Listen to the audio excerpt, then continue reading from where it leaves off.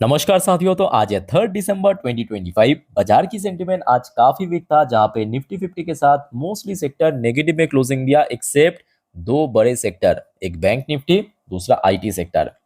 और ये भी सही है कि आज बैंक निफ्टी और आईटी सेक्टर पॉजिटिव में क्लोजिंग देने के कारण मार्केट में कुछ बड़े दुर्घटना हमें देखने को नहीं मिला। अदरवाइज निफ्टी 50 तो 26,000 को ब्रेक करके नीचे ही क्लोजिंग दिया। बट अभी जो है यूएस मार्केट की मूड काफी तगड़ा चल रहा है। देखिए, यूएस में अभी लोकल टाइम दोपहर 1:41 पे डॉ जोन्स की पोजीशन 0.84% पॉजिटिव में एकदम से शार्प रिकवरी चल रहा है। दूसरी तरफ नैस्डैक कंपोजिट की पोजीशन भी आप देख लीजिए, सुबह बहुत खराब स्थिति में था। वहां से देखिए लगभग 12 साढ़े 12 बजे के आसपास जैसे ही पॉजिटिव में पहुंचा, अभी लगभग 0.25% ऊपर आ चुका है। और जिसके बदौलत ये देखिए हमारे जो गिफ्ट निफ्टी की फ्यूचर है वो भी काफी ऊपर चल रहा है। ये देखिए, ये वीडियो अभी मैं रिकॉर्ड कर रहा हूँ रात लगभग 12:11 पे। गिफ्ट निफ्टी की पोजीशन आ चुका है 26,087 पॉइंट पे। तो मतलब लास्ट वीडियो में याद है ना, 26,030-35 पॉइंट के रेंज में चल रहा था। 10:30 वाली वीडियो आपको मैं दिखाया था, तब तो बहुत ही खराब स्थिति में था। अभी उससे बेटर प्लेस में आ चुका है। मतलब आज जहाँ पे निफ्टी क्लोजिंग दिया वहां से तकरीबन 101 पॉइंट ऊपर चल रहा है। हाँ, ये भी फैक्टर है कि बहुत ऊपर नहीं है, बट आशा रखता हूँ कि कल सुबह के बीच अगर सक्सेसफुली रिकवर कर गया, 150 पॉइंट भी अगर ऊपर पहुंच गया ना गिफ्ट निफ्टी की पोजीशन, तो आई थिंक कि एक अच्छा रिकवरी की एक्सपेक्टेशन है। बिकॉज पिछले काफ़ी दिनों से कुछ खास रिकवरी हमें देखने को नहीं मिला। अच्छा, उसके साथ साथ देखिए ये भी एक बहुत बड़ी फैक्टर है कि सडनली क्रिप्टो मार्केट में रिकवर होने लगा। जैसे कि लास्ट डे भी आपके साथ में शो किया था, बिटकॉइन लास्ट डे मतलब 2 तारीख के दिन लगभग 6-7% रिकवर कर गया। अभी एक अगर आप देखेंगे, मैं आपको थोड़ा रिफ्रेश करके दिखाता हूँ। ये देखिए 2% ऊपर चल रहा है, 2.15% ऊपर चल रहा है। और आपको मैं क्या समझा था याद है ना, कि क्रिप्टो मार्केट में जितना बिक्री होगा, जितना सेल ऑफ होगा, उतना इक्विटी मार्केट के लिए सही है। और सेम इसका ऑपोजिट, यहाँ पे जितना खरीदारी होगा वो इक्विटी मार्केट के लिए सही नहीं है, क्योंकि बड़े लेवल की निवेशक वहां पे बेचेगा, यहाँ पे खरीदेगा। अब ठीक है। अच्छा साथियों, आगे बढ़ते हैं नेक्स्ट टॉपिक पे, पर उसके पहले आप सभी को रिक्वेस्ट करूंगा, प्लीज चैनल को सब्सक्राइब करके रख दीजिए। अगर आपने अभी तक नहीं किया या इस चैनल पे नई हो तो प्लीज फटाफट करके रख दीजिए, ऐसी इंफॉर्मेटिव वीडियो हर रोज हर वक्त पाने के लिए देर मत करना। अच्छा, अगला टॉपिक है आपके एक्सपोर्ट की पर। Trump tariff impact, India's export to US down 28.5% in 5 months. पिछले 5 महीनों पे ईयर ऑन ईयर बेसिस पे एक्सपोर्ट जो है 28.5% गिर चुका है। और मैं कहूँगा ये बहुत बड़ी शॉकिंग बात तो नहीं है, शॉर्ट टर्म में इम्पैक्ट जरूर पड़ेगा। और इसके साथ साथ इसका एक दूसरा पहलू भी है। दूसरा पहलू क्या है, जहाँ पे हो सकता है कि भारत जो यूएस को एक्सपोर्ट करता है उसमें 28.5% की डिक्लाइन हुआ है। पर दूसरे देशों के साथ, खास करके European continent, China, middle east, यहाँ पे एक्सपोर्ट काफी रफ्तार से इंक्रीज भी हुआ है ना। तो थोड़ा सा वक्त लगेगा, बट धीरे धीरे जो भारत की कंपनीज है वो भी अपना एक्सपोर्ट को धीरे धीरे डाइवर्सिफिकेशन कर रहा है। अच्छा, उसका एक प्राइम एग्जांपल आप देखिए, ये आज भारत की यूनियन मिनिस्टर पीयूष गोयल साहब की तरफ से कहा गया, export record healthy growth in नवंबर।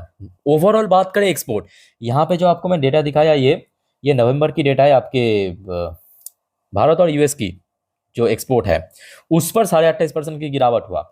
और ओवरऑल अगर हम बात करें, मतलब सब मिला के पूरे दुनिया के साथ जो भारत एक्सपोर्ट करता है पूरे दुनिया को, सब मिला के एक बहुत अच्छा हेल्थी ग्रोथ इस बार देखने को मिला। ये यूनियन मिनिस्टर पीयूष गोयल साहब की तरफ से कहा गया आज की डेट में, ठीक है।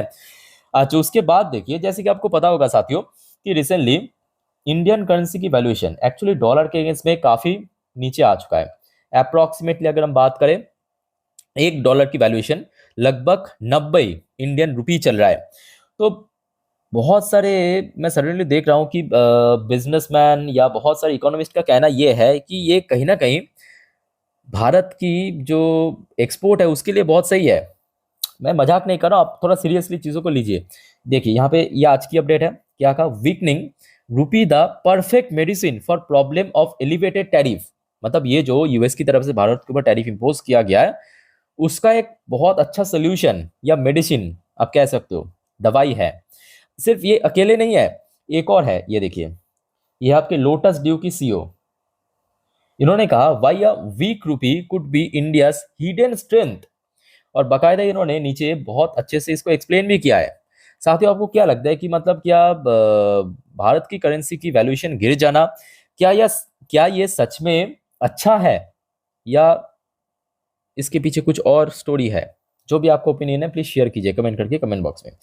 अच्छा, रिसेंटली साथियों एक और बात थोड़ा सा चर्चा की विषय बना था। देखिए, ये तो सबको पता है कि भारत की Q2 जीडीपी ग्रोथ रेट काफी चौंका देने वाला डेटा आया, 8.2%, जो कि mostly agency and brokerage expect नहीं किया था। मोस्टली एजेंसी का कहना यह था 7% से लेके 7.5%, इवन मेरा भी ओपिनियन था, आपके साथ मैं काफ़ी बार शेयर भी किया था कि 7.8% की रेंज पे हो सकता है। बट एक्चुअली 8.2% हो जाना तो काफ़ी ज़्यादा शॉकिंग पार्ट तो है। और उसके बाद हमने ये भी देखा कि आईएमएफ ने इस जीडीपी ग्रोथ रेट को सी रेटिंग दिया। अब देखिए, देने के बाद क्या हुआ कि कुछ पॉलिटिकल मुद्दा क्रिएट हुआ। कुछ पक्ष कह रहा है कि भाई देखो, भारत की जीडीपी ग्रोथ रेट बहुत तगड़ा स्पीड में ग्रो कर रहा है, 8.2%। दूसरे पक्ष कह रहा है कि भाई क्या फायदा, ये तो फेक डेटा है, आईएमएफ ने सी रेटिंग दिया। तो देखिए, एक्चुअली सी रेटिंग किसको दिया ये भी आपको जानने की आवश्यकता है। मतलब जो भी आप जानिए एकदम डिटेल में अच्छे से क्रिस्टल क्लियर तरीके से जानिए। क्या भारत की जीडीपी 8.2% ग्रो किया उसको सी रेटिंग दिया? तो जी नहीं, उसको नहीं दिया। दिया है भारत की जो जीडीपी नापने का या जो मेजर करने की प्रोसेस है उसको दिया है। यहां पे देखिए प्रॉपर्ली मेंशन किया। देखिए, आज भारत की वित्त मंत्री ने कहा कि the rank was because the data collection methodologies and outdated base 2011-12।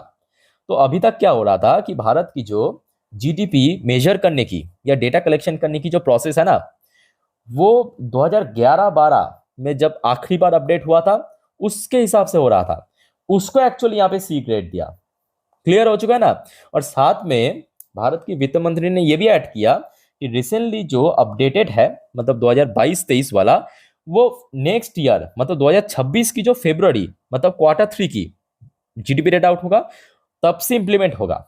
So clear हो चुका है इस टॉपिक के ऊपर। और कोई आपका कंफ्यूजन है तो प्लीज कमेंट करके बताइए, और आप लोगों का क्या ओपिनियन है प्लीज शेयर कीजिए। अच्छा, उसके बाद आ जाइए एक इंडिविजुअल शेयर रिलायंस के ऊपर। अभी अभी रात की अपडेट है। Reliance industry and Surrey announce partnership in oval franchise in the 100। तो कल दोस्तों रिलायंस की शेयर अगेन इंपॉर्टेंट है। ऑब्वियसली इसका वेटेज बहुत ज्यादा होने के कारण इंपॉर्टेंस तो है ही, और इस पार्टनरशिप के कारण और भी इसका जो इंपॉर्टेंस है बढ़ जाता है। तो कल इसके ऊपर नजर रखना, ठीक है? अच्छा, अब आ जाइए, कल एक बहुत ही हिस्टोरिक डे होने जा रहा है। कल और परसों व्लादिमीर पुतिन लगभग 4 से 5 साल बाद भारत आ रहा है, भारत की सफर में आ रहा है। बहुत सारे एजेंडा है, पूरे दुनिया की नजर रहेगा पुतिन और भारत के प्रधानमंत्री मोदी जी की मीटिंग के ऊपर। तो यहाँ पे कुछ पॉइंट मैं आपको दिखाता हूँ, और एग्जैक्टली क्या होगा वो तो कल ही पता चलेगा और आपको मैं इन्फॉर्म कर दूंगा। देखिए, Putin to begin India visit on Thursday, कल आएगा। Prime minister Modi to host dinner, उनके लिए डिनर होस्ट किया भारत के प्रधानमंत्री। ट्रेड ट्रेड से रिलेटेड जो वार्तालाप होगा। एनर्जी ट्रॉक, ये सबसे इंपॉर्टेंट है, याद रखना। एनर्जी ट्रॉक मतलब सिंपल बात है, natural gas, brain crude, crude oil, ये सब के ऊपर मेन एजेंडा, ठीक है? अच्छा, नेक्स्ट देखिए लाइव मिन ने क्या पब्लिश किया। लाइव मिन ने कहा Putin India visit, HAL Bharat dynamic BEL among defence stock in focus amid India Russia annual summit. तो कल दोस्तों डिफेंस सेक्टर भी बहुत वाइटल होने जा रहा है, और आशा रखता हूं कि अगर डिफेंस से रिलेटेड डील होने का तो 80% चांस है, और अगर ऐसा हुआ मतलब ड्यूरिंग मार्केट में, तो आई थिंक इम्पैक्ट आपको डायरेक्टली देखने को मिल जाएगा। अच्छा, साथ ही साथ इकोनॉमिक टाइम ने यह शेयर किया कि India Russia likely to discuss advance variant of BrahMos missile. BrahMos super success के बाद अब ब्रह्मोस की एडवांस वर्जन के ऊपर भी ये दोनों देश काम करेगा। वैसे तो ब्रह्मोस तो भारत और रशिया इन दोनों का ही प्रोडक्ट है, मतलब दोनों देश मिलके ही ब्रह्मोस सुपरसोनिक क्रूज मिसाइल को बिल्डअप किया था, और अभी भारत इसको मैन्युफैक्चर करता है। सो ये एक टाइप का कह सकते हो कि जॉइंट वेंचर प्रोडक्ट है। ओके, सो लेट्स सी क्या चलता है। सो ओवरऑल बात करें, देखिए माहौल मैं कहूँगा कि इमीडिएटली उतना भी खराब नहीं है, बट प्रॉब्लम क्या है कि mid cap small cap PSU काफ़ी धोखा दे रहा है। ये तो आई थिंक कि आप लोग भी मेरे साथ एग्री करेंगे। मतलब मार्केट में भले ही रिकवर हो, थोड़ा बहुत बीच बीच में हो भी रहा है या करेक्शन हो भी रहा है, तो बहुत ज़्यादा नहीं। प्रॉब्लम यहाँ पे है कि मिड कैप, स्मॉल कैप और पीएसयू, आज तो पीएसयू एकदम धूल के साफ हो गया। माइक्रो कैप भी ऐड कर लीजिए। ये तीनों में एक्चुअली काफ़ी डिक्लाइन होने के कारण पोर्टफोलियो बुरी तरह पिट रहा है। तो आशा रखता हूँ कि कल अगर mid cap, small cap, PSU, micro cap, इन सब सेक्टर्स में ठीक ठाक रिकवरी हुआ तो आई थिंक कि बाजार रिकवर हो ना हो, पोर्टफोलियो तो आपकी रिकवर हो जाएगा। बट अभी गिफ्ट निफ्टी भी थोड़ा थोड़ा रिकवर कर रहा है। कुछ टाइम पहले आपको मैं दिखाया था कि लगभग 26,085 86 पॉइंट के आसपास था। अभी आप देखिए 26,096 पॉइंट पे पहुंच चुका है।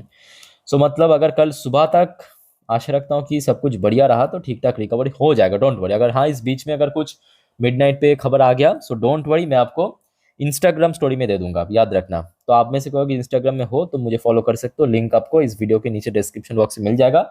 बाय द वे दोस्तों, इस वीडियो को वाइंड अप करने से पहले एक और इंपॉर्टेंट बात बताना चाहता हूँ। देखिए वैसे आज दिन की 5 ऑलरेडी वीडियो डाल चुका हूँ, अलग अलग वेरिएंट टॉपिक पे, आप देख सकते हो। कुछ ऑर्डर के ऊपर अपडेट है, कुछ आप में से बहुत सारे निवेशक की तरफ से शेयर से रिलेटेड क्वेरीज आया था, या रात की 10:30 की वीडियो। ठीक है, तो ये सब वीडियो अगर आपने देख लिया तो बहुत बहुत धन्यवाद। अगर आपने नहीं देखा तो रिक्वेस्ट करूंगा प्लीज़ एक बार चैनल पे विजिट करके चेकआउट करके जरूर आइए। ओके, कल मार्केट के लिए काफ़ी इंपॉर्टेंट है, काफ़ी वाइटल है।